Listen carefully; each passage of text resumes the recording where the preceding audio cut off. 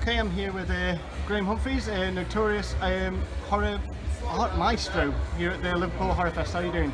Very well, thank you very much. Yeah, and as we briefly just discussed, you've done artwork for some of the most notorious horrors of certainly of what we'd probably class now as the VHS era, I think, of horror. How did you first get involved with it all?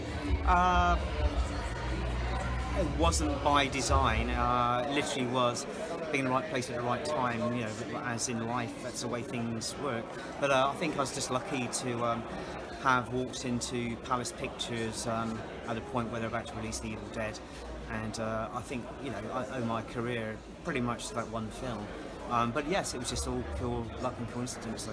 Yes, because I first remember that one. I think it was when they first started. I think it was when Anchor Bay first started releasing the special editions, and that was the cover for the trilogy. I believe. That's right. Yeah. Yes. Yeah, that was a while ago now. 'Cause I think it was like a limited edition, if I remember right. And we've got to talk about Nightmare, of course. Nightmare 1, Nightmare 2, I think. Did you do Dream Child and Dream Master as well, I think? Nightmare 3 was just a photograph.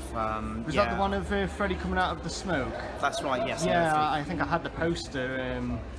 Yeah, it was a bit of a disappointing solution, but that was a decision that Palace Pictures made at the time. Yeah. I think they just felt that the film would sell anyway, though why spend money on it on the promotion? But and he was wearing a jacket that he never wore in the films. I know.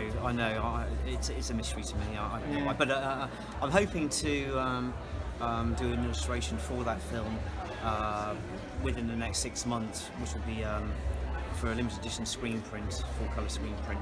So that would then complete the whole set. Yeah, I mean that's I think when you talk to horror fans, that's one of everyone's favourite sequels, I think. I'm not a huge fan of the film, to be quite honest. Really? I watched it again the other day just to try and get some ideas. I mean, it's got some great imagery in it. I mean, I have to say, but I think I got nightmare fatigue at the second film, actually. Yeah. So obviously, from doing the Nightmare 1 work, was it obviously the turnaround in terms of the films was fairly quick? Were you approached more or less straight away to say we need some new artwork for Freddy's Revenge? I'd say so. I mean, the first film, I don't think I was up to do the poster originally anyway, though. I think because the Evil Dead look was so distinctive, I think that it was thought that that was kind of all I could do. So they kind of took a bit of a chance really on commissioning that poster, which I hope paid off for all of us really. But yeah, the thing is, at the time I wasn't hugely busy. The 80s was, although people think I was just churning stuff out all the time, I wasn't.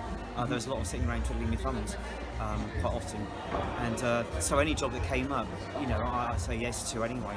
And it was lucky that became a franchise in many ways, though, because it sort of was a guarantee of a certain amount of work over a period of time. And Freddy's Revenge, that imagery has become almost iconic in the series, with the school bus and obviously Freddy kind of overarching the bus. I always remember that from the VHS era, from going into a video rental store, you would see Freddy's Revenge, and you'd probably see something like Hellraiser, and maybe a couple of other ones, but they were the kind of images that kind of always stuck in your mind, I think, which is obviously a testament to your work as well. Well, thank you. Yeah. I remember watching the film for the first time and just thinking it was terrible, and I literally had to rewind and just look through it again, thinking, well, what can I possibly pull out of this film? It's just so bad. And literally I kept going back to that opening sequence, and for me that was the strongest moment in the film, and I just loved it, and I thought, well, this is it, this is going to be the poster. Yeah, definitely. Yeah, so was that part of the process then, obviously having to watch the film and then kind of taking something away from it to say, right, this is going to be kind of what the artwork's going to be based around? Yeah, you always look for some very strong, striking moment without trying to give away too much of the film, obviously, though, but it's always a question of looking for those moments which really encapsulate the whole film. I think now the expectation is that you will have a lot of stuff going on in a poster, which is almost like telling the whole story. You can do that when films are being reissued, but I think you do want to hold back stuff when you're making a poster for a whole new film. And I think that poster carried its threat, but actually didn't really give away anything to do with the film at all. Though. And you've done some other artwork, obviously, for things like The Lost Boys, Halloween, and a few other films as well.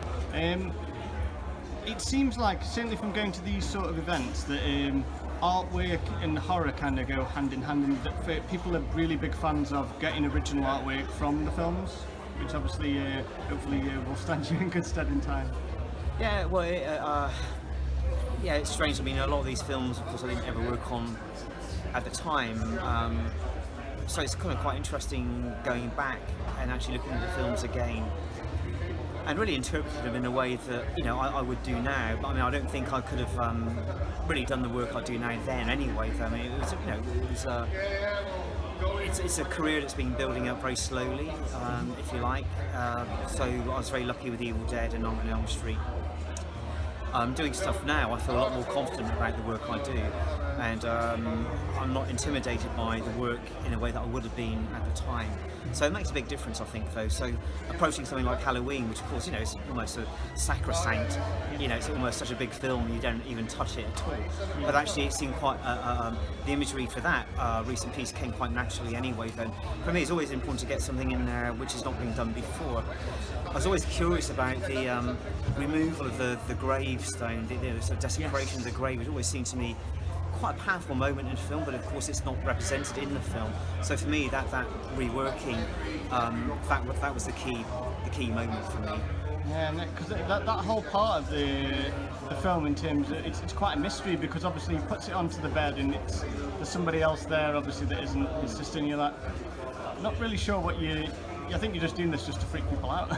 Well, yeah, it's, you know, it's his sister's grave, you know, what a weird thing to do. Yeah. Okay, is there anywhere that people can buy your prints, other than here today, like online? If you go to the website, I've got an email address, and it's dead easy. You just email me, say what you want, give me the details, PayPal payment, and it's off in the post, very easy. I've not put a shop up there yet, because I don't have the time to maintain a shop, to be quite honest. But you know, if you email me, it's a very easy process anyway. Okay, that's great. Well, thanks for your time, Graham, and have a great day. My pleasure. Cheers.